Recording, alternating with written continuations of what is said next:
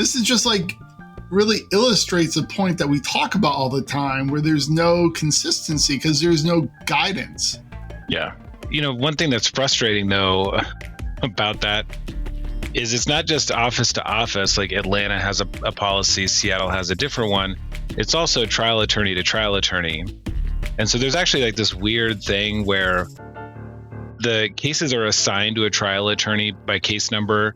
And then about 2 weeks out, they get assigned to somebody else who's actually going to be at trial. And so you could have a case where you actually don't want to request PD too early because it's assigned to the wrong trial attorney by number. But then 2 weeks before the hearing, it might be assigned to a completely different attorney who's now, the ball is in their court to decide PD.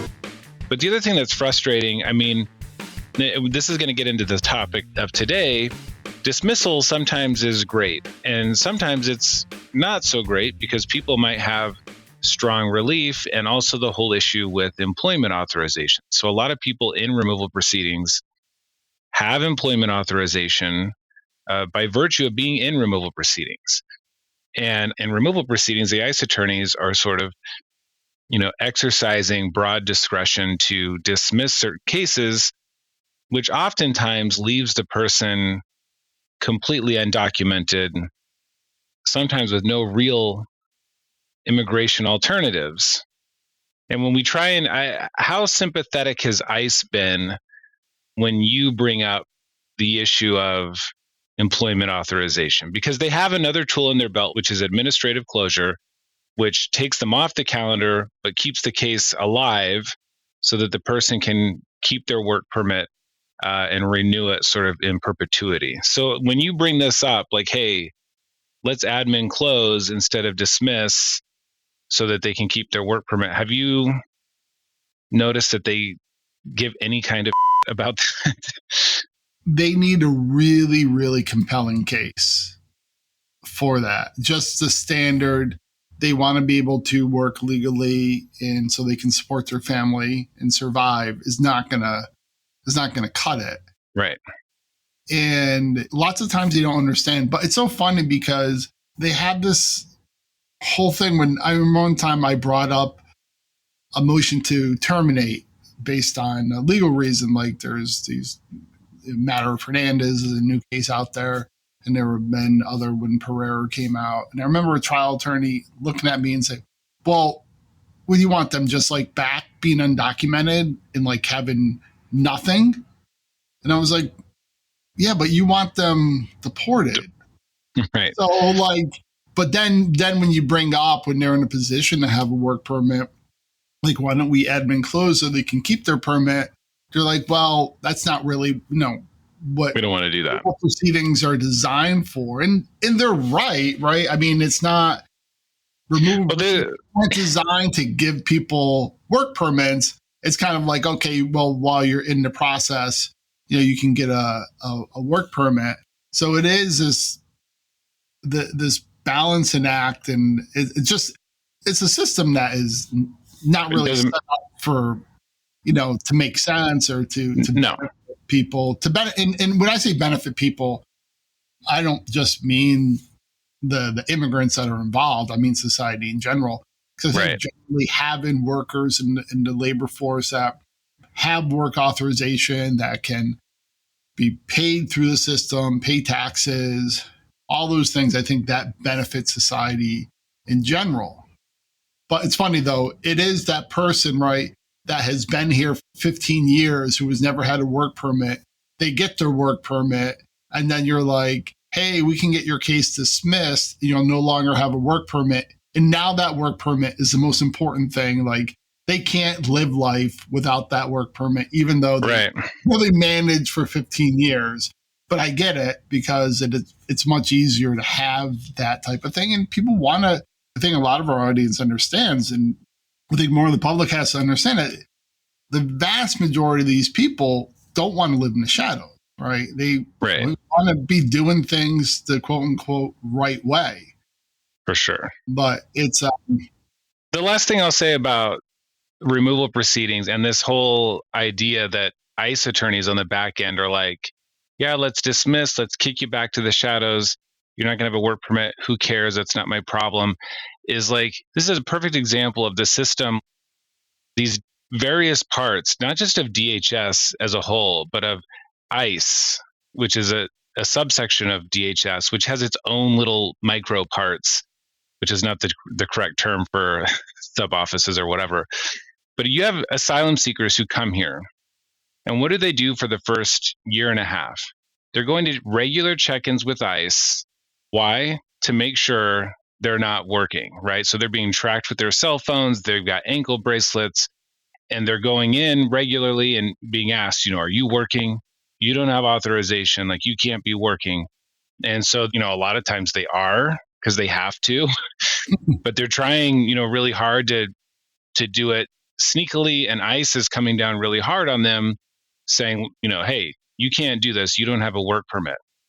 And then a couple of years later, the attorneys from the same exact agency are saying, get the out of here and do whatever. Like, we don't give a.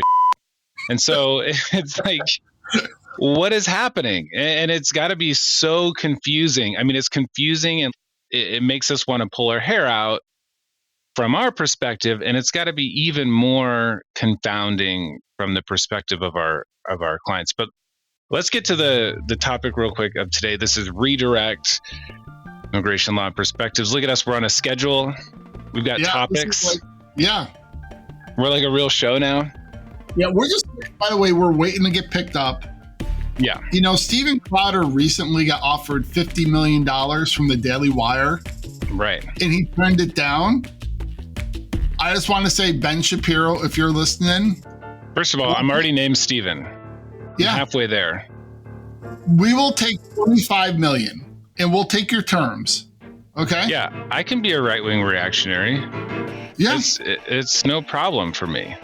So, hit us up. Yeah, so just throwing it out there. We're well positioned to take that right-wing heel turn because we've been in this system. Like, we know how it works. And we've been disillusioned, right? Like, we've totally disillusioned. We talked about, how we don't like Obama and Biden. And I mean, we're going to have to tweak it a little bit. We might have to delete some past episodes. We're willing to do it. No. All of that, we've just laid the groundwork. Those are our bona fides. That shows but we're willing to talk about it. I'm just saying, Ben, we're willing. You said 25. I'm talking 25K. I mean, anyways. So look, it's a negotiation, Stephen. Don't undersell right yet. So people don't understand. This is a new year. It's a new us. We got a whole sheet of notes and stuff. First things first, a pastor in Michigan died. Mm-hmm. Died. Oh, that's terrible. Came back to life, though. And he's here to report that he took a pass through hell. Now, I don't know what that implies exactly for his pastoral past. But according to him, the song that was playing on repeat, you hear about these torture techniques, right? Guantanamo and whatnot. Well, apparently this is happening in hell also. And the song was Rihanna's Umbrella. Now, do you know this song? It's a very nice song. I enjoy it. Under my umbrella, she manages to squeeze another syllable into that word. And I think I heard it for about a year on the radio before I realized that she was saying the word umbrella. So what song do you think is playing in hell, Matthew? I think We Built This City on Rock and Roll. What's the Billy Joel song? We Didn't Start the Fire? Yeah, I think maybe that. We Didn't Start That Might. Yeah. That could be there. You're not a Starship guy? The thing is that Starship or is it Jefferson Starship? I think it's Starship. I mean, Jefferson Airplane and had some amazing music, and it has to be the most disappointing song from a great band ever. I can't think of another song that is so bad that comes from a band that was so good. So is that one of the all-time examples? I've been thinking about this a lot actually recently. It's funny you should bring it up, of a good or great musician whose top song, when you look on like Spotify or whatever, top song sucks. Is it really their top song? Well, probably. I mean, that's one of their big hits, right?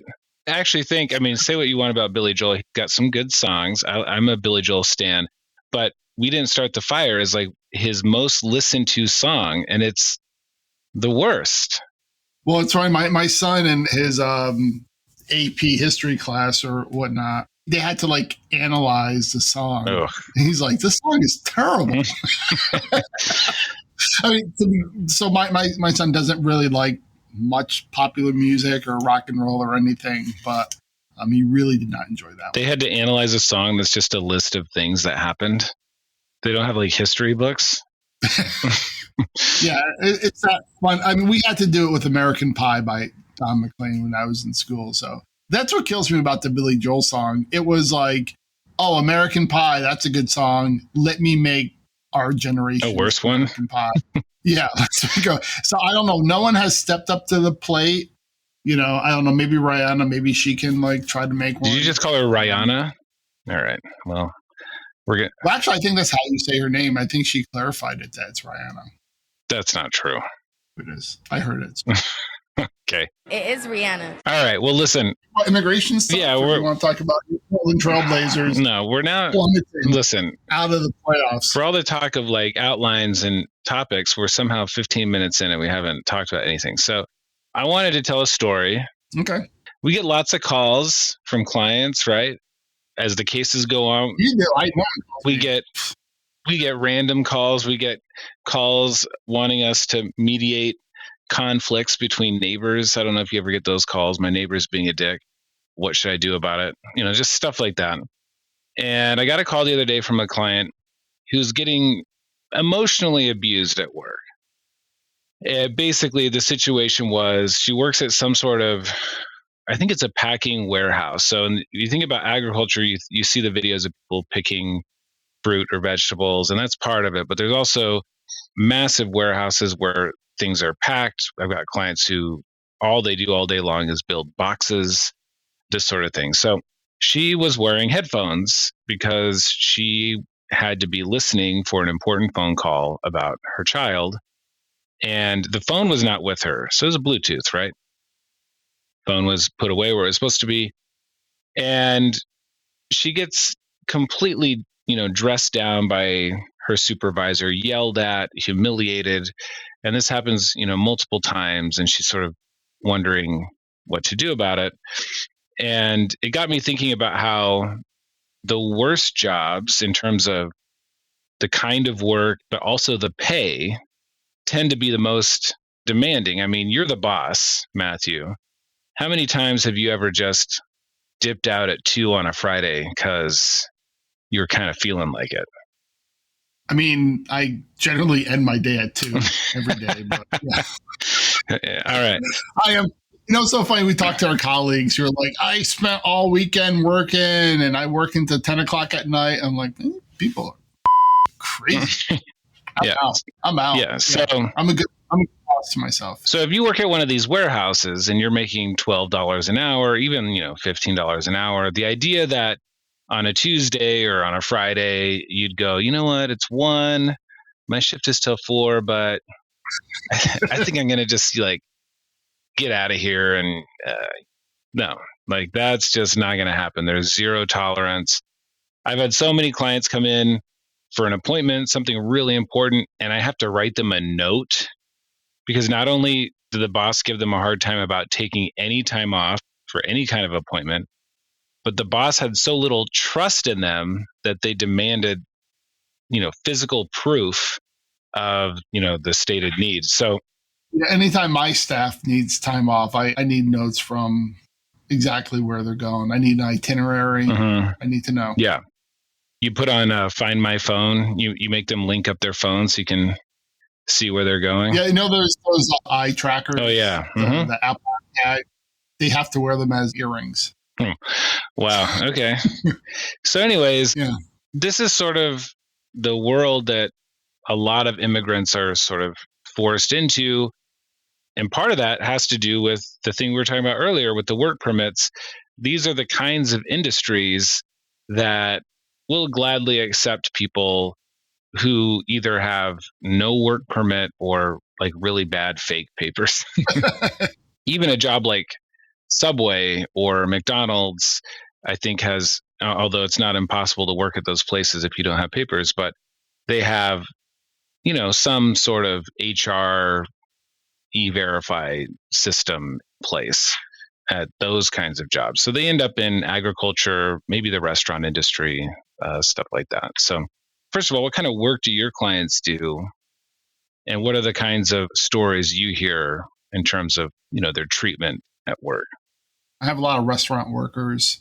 Landscape is big. Construction is big. We do have some agricultural workers, not as much as you, but we have a lot of former agricultural workers. A lot of my clients have moved from other parts where they did agriculture. But I think one, you see a lot of, are they getting paid? First you have to determine, are they getting at least the minimum wage? Are they getting overtime? Those types. Is there wage theft? And I think there's a lot of wage theft that comes by. And I think that's probably the biggest one we run into. And just a lot of sexual harassment, their female clients. I remember we had this one guy, I was getting on him so he could try to do a T visa, and he worked in a laundromat. And I don't know, anyone who's ever visited a laundromat, drop off your clothes or pick up your clothes. I know you don't launder your clothes, Steven, so you're not sure what I'm talking about. Exactly. But it's a really disgusting smell in there. I always feel like I'm getting lung cancer every time I walk in those places. So, it's pretty toxic working in there. And it seems very unhealthy. And this guy was working like 60 to 70 hours a week. And when he was telling me how much he was making, it was probably the equivalent of $5 an hour because he wasn't getting overtime. And this is like clearly wage theft. And he had documentation of it.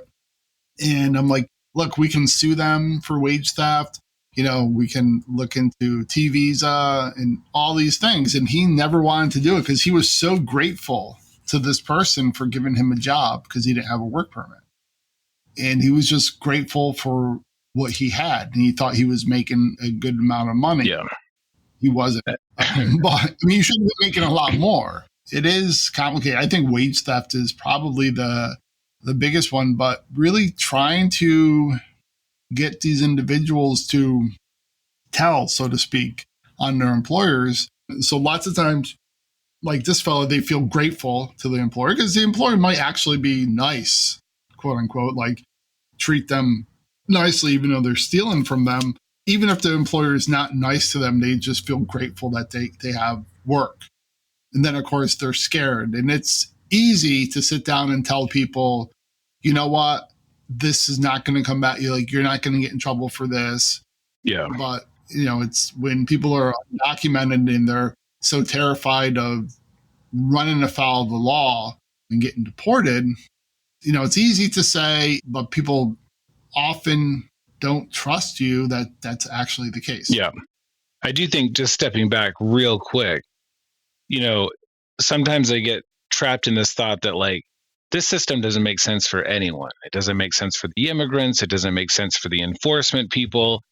Like, what is even going on here? And when you start to look at the labor stories, you start to realize the system's working pretty good for certain segments of the economy, right? That's what the right wing says as well, like FAIR and CIS. And they'll say, they just want to exploit these people. And whether or not they care enough about the exploitation, what they're saying is these people are being exploited and that affects American workers. That's kind of what they're saying. But I think everyone acknowledges that immigrant workers are very vulnerable to exploitation. Right. And are absolutely exploited. I think that's kind of a general consensus. I think if one thing in immigration, that people would agree on, they would agree on that. Now, what should be done about it is totally different, right? Right. So there was this story that came out. You and I both sort of saw it and said, hey, what's this about? This is a couple weeks ago from CBS News. The Biden administration on Friday announced an expedited immigration process that will allow immigrants exploited in the workplace or involved in labor investigations to apply for protections from deportation and for work permits. So DHS unveiled a streamlined process for immigrants without legal status who are victims of or witnesses to labor exploitation to apply for deferred action, a form of immigration relief that allows federal officials to shield certain individuals from deportation. And that, we should mention, includes employment authorization. Deferred action is basically DACA, right? We're not going to take action against you. You can work. You can be here with some sort of legal protection. DACA is deferred action for childhood arrivals. Right.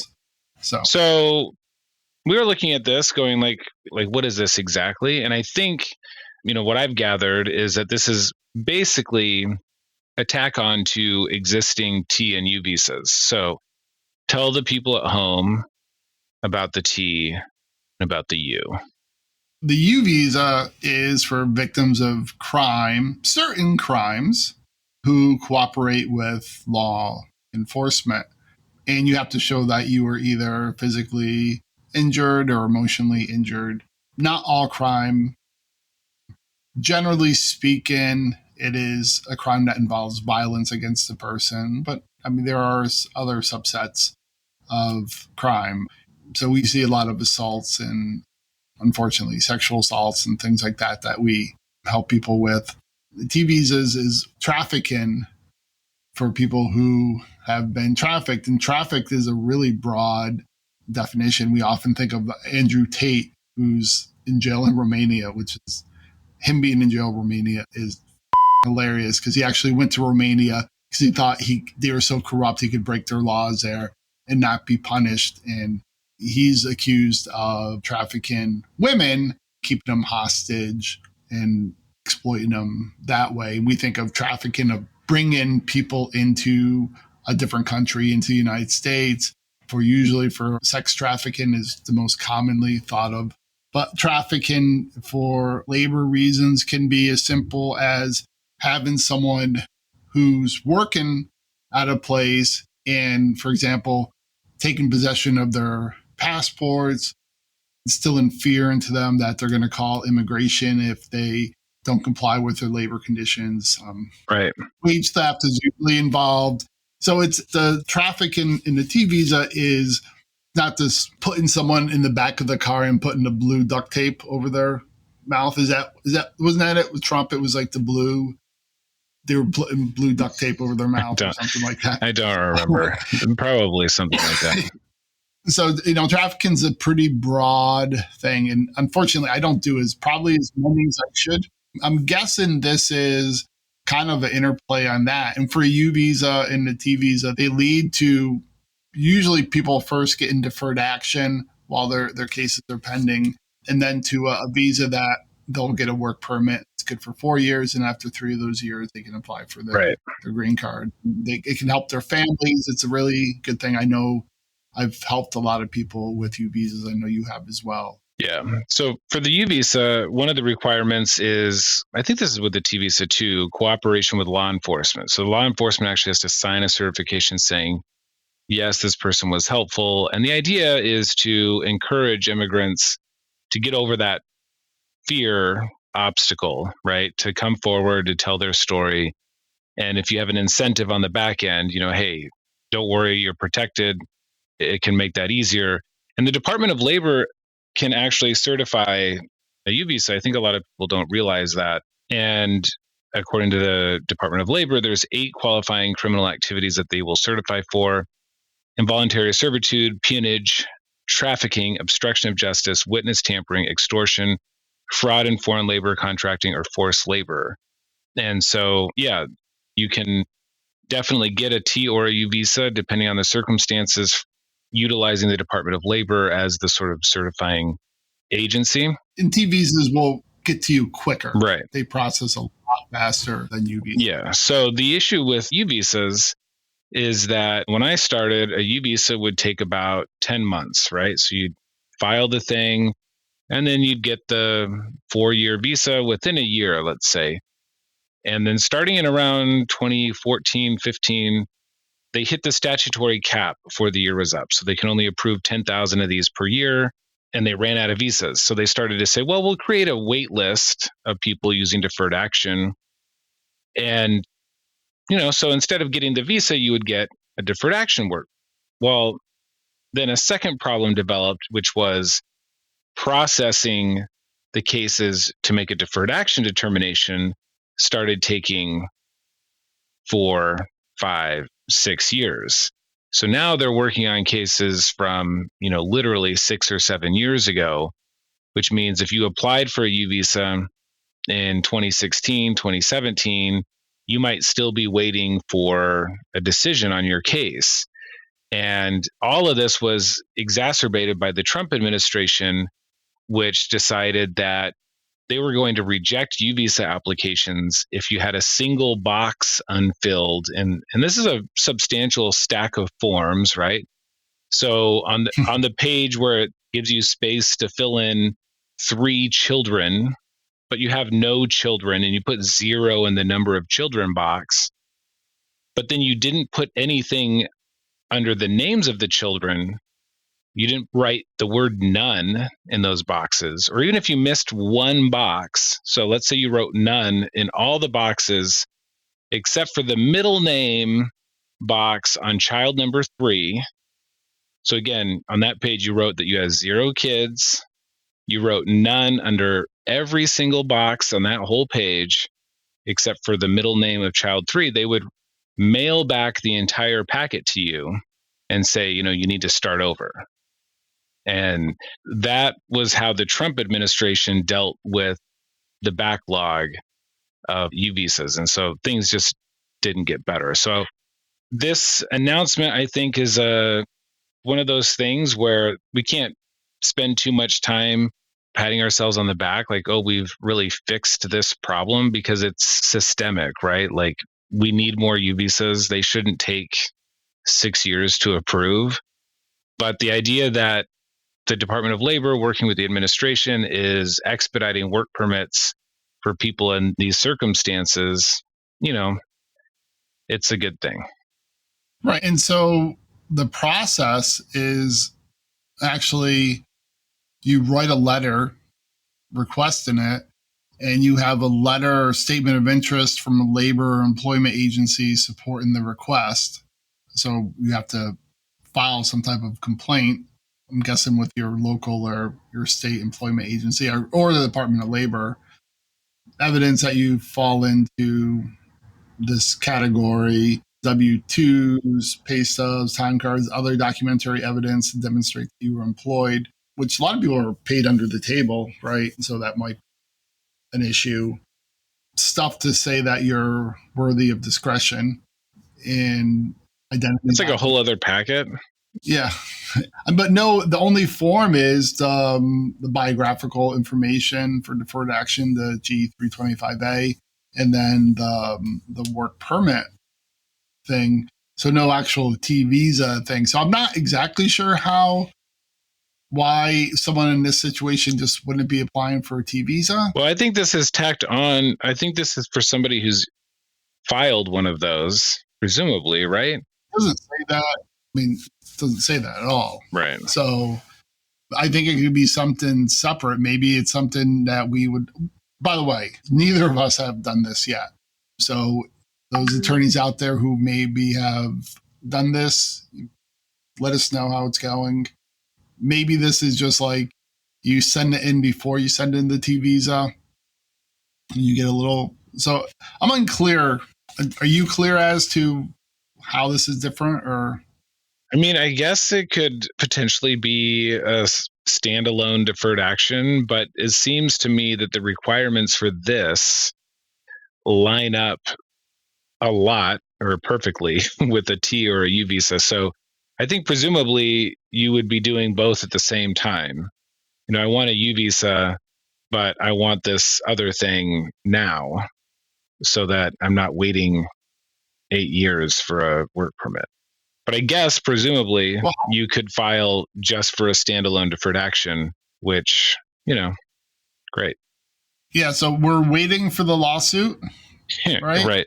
I mean, this was They made this announcement on January 13th. I don't think there's been a lawsuit yet. So it's funny, whenever these things come out, it's like, what does Judge Tipton, what does he think about it down there in Texas? It's almost like you have to vet everything through that guy, the one judge in Texas that all these cases go through. But I mean, I guess they're trying to do something. And if anyone out there listening, like, if you guys have more insight and you want to talk to us and let us know that we're idiots and we don't know what we're talking about, let us know.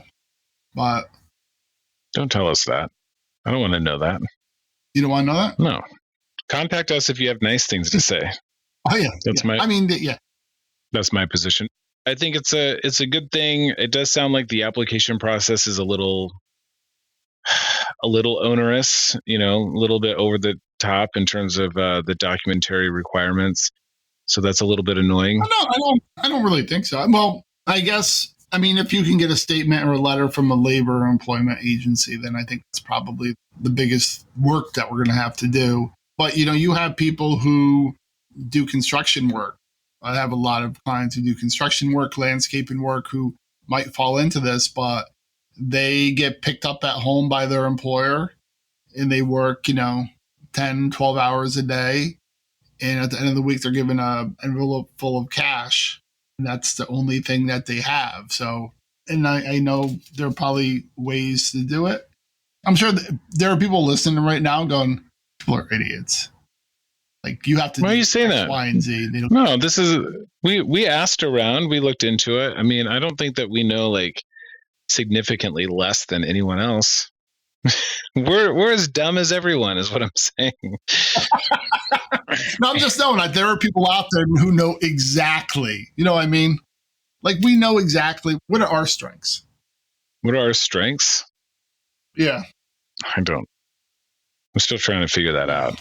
But look, I think again, these are the kinds of things that stand in stark contrast to the sort of no blank box policy of the last administration. But it's kind of Band-Aidy, right? The T and the U visa, they need to be bulked up. They need to be processed more quickly. There need to be more protections for victims of all kinds of crimes. One of the things I was thinking. Oh, they did that bona fide determination thing. Yeah. With the U visa. They did do that. And remember, they rolled this out and they said, hey, we're going to look at it. If it looks good, we're going to give you a work permit right away instead of the deferred action.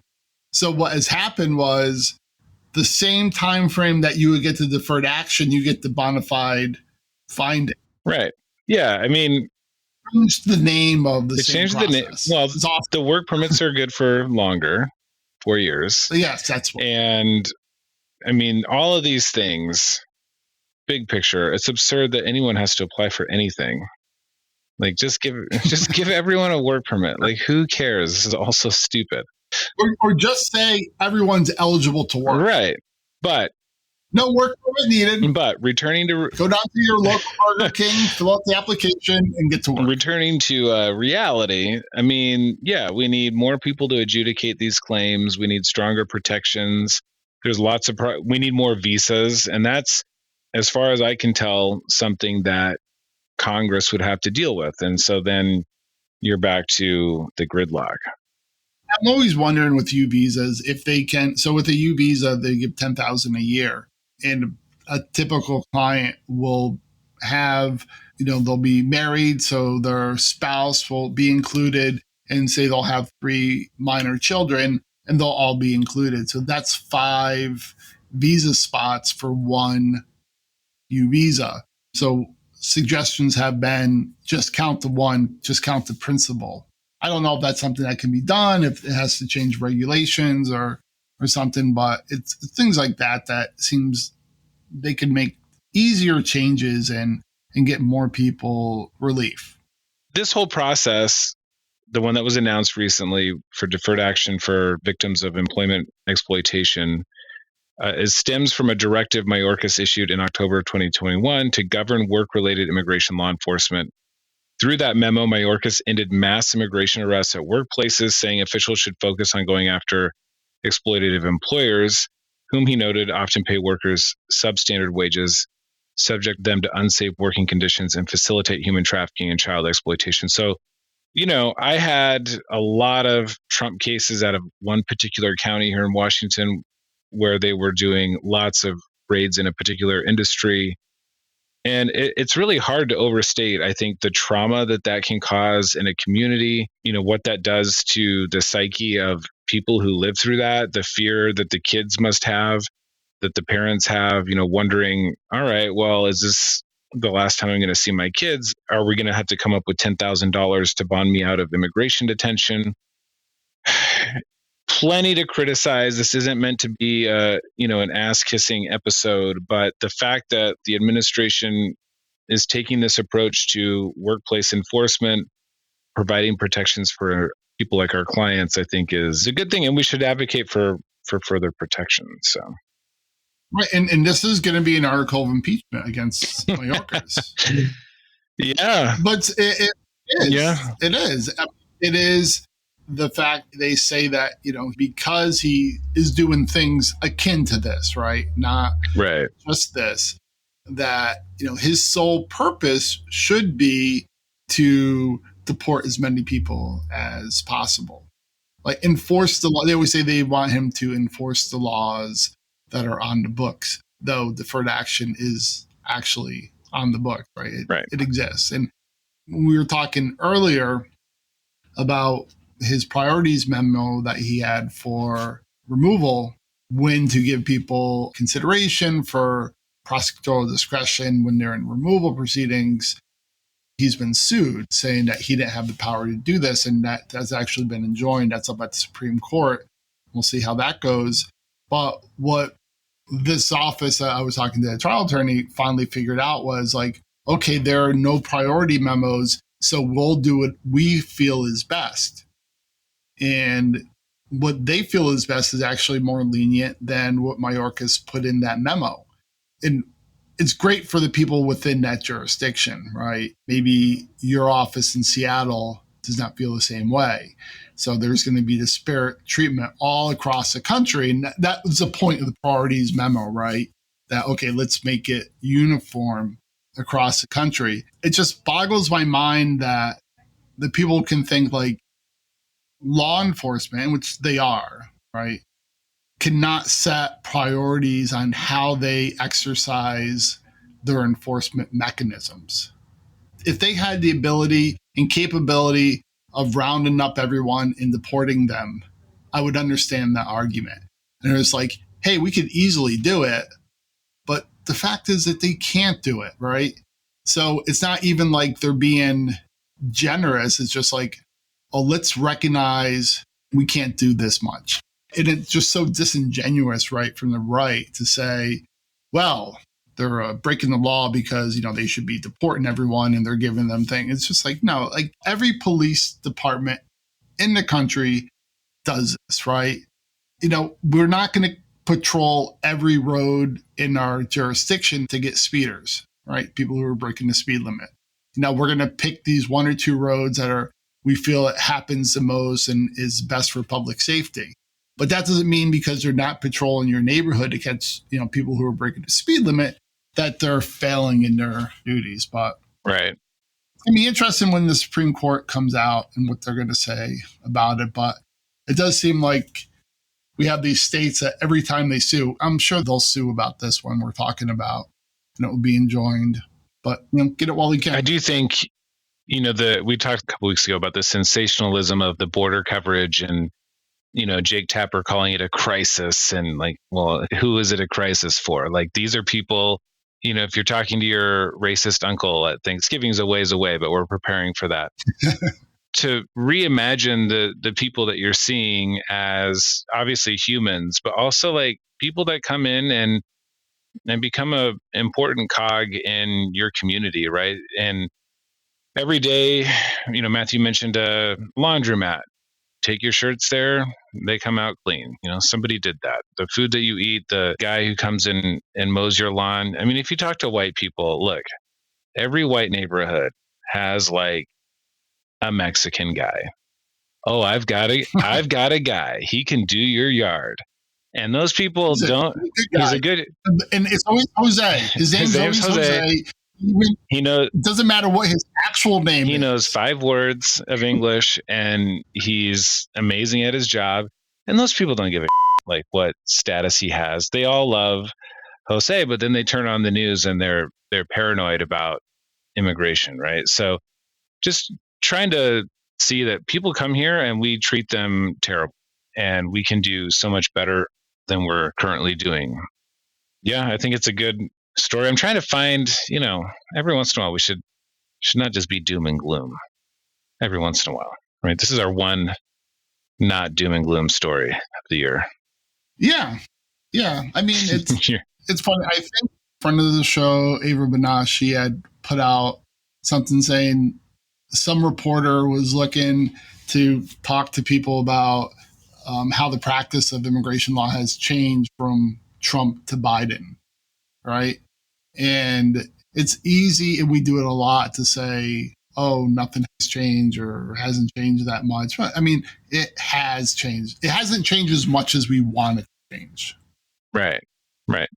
But yesterday, a trial attorney emailed me and say, hey, you have this upcoming hearing. I mean, this asylum claim for a father and son from Guatemala.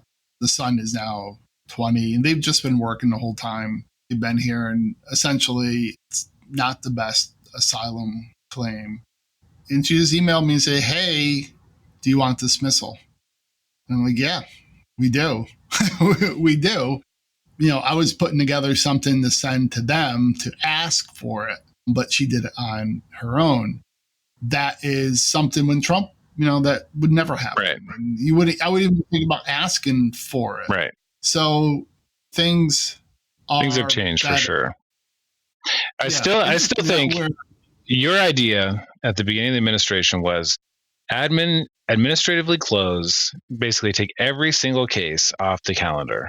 Only recalendar a case by way of motion from their party. And I still think that would have been the way to go. If you got strong relief and you want to risk not winning, then you can make the motion. If you...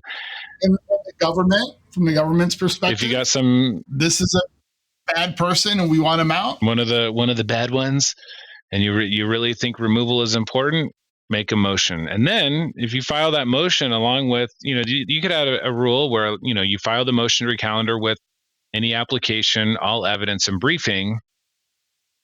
Get that case recalendared in 2 weeks, go in, knock it out. It's over.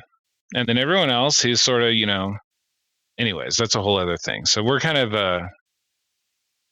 going off topic, but we'll just give a little tepid thumbs up to the Biden administration for this. Yeah. A little pat back, like you can do better, but good job on this one. All right, Matthew. Good talking to you. We'll see you. I think we're going to do another show in a couple of weeks, folks. If you want to be on the show, you got ideas, you have questions or concerns, hit us up. You can become a patron of the show at patreon.com/redirect. Lots of ways to support us and all the very critical work that we're doing here. More and more people are saying the best. Well, I did have some people reach out to us and say, like, please don't stop doing the show. So that was nice. My mom managed to send you an email. That's incredible. She's like, Steven's going to be so lonely. You're his only friend. All right. Good talking. We'll talk to you later.